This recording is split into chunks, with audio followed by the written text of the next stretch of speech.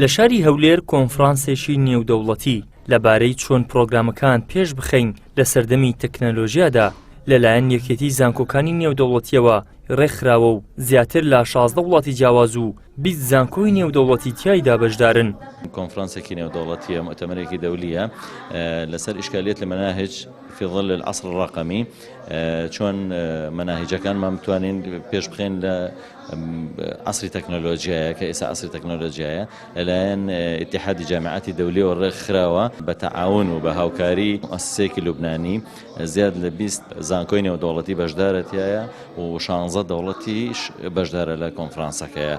گرنگیەکی تەواوی هەیە لەبەرەوەی ئەو کەسانی کە لە بەحسەکانە بەشدارن و پێشکەشکردی بەحسەکانن هەمویان پرۆفیسۆرن لە بوارەکانی خۆیانە.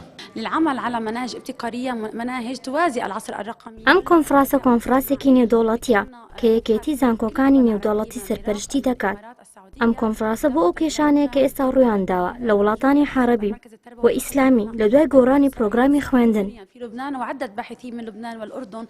ڕاوێژکارێکی حکوومەت باز لەوە دەکات کۆڵەکەی بنەڕەتی پەروەردە و فێرکردن مامۆستایانن، بۆیە ئەوەی بۆ مامۆستایان پێویستە لە بواری ڕاهێنان دەبێت بۆیان ئەنجام بدرێت.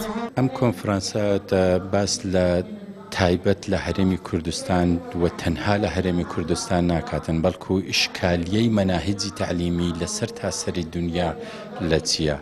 چ بابەتێک سوودمەند دەبیتن بۆ قوتابیان، مامۆستایان، پەروەردەکردنی ئی قوتابیان و دووبارە دەورە پێکردنی ئی مامۆستایان بۆ بەهێزکردنی مامۆستایان، چونکو کۆڵەگەی ڕئیسی ئی پەروەردە مامۆستایە. ئەگەر مامۆستای بەهێزت هەبوو بە دڵنیاییەوە پەروەردەی بەهێزت دەبیت.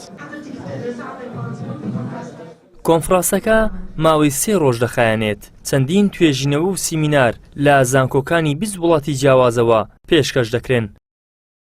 ئیدریس محەممەد، کەناڵی ئاسمانی پەیام، هەولێر.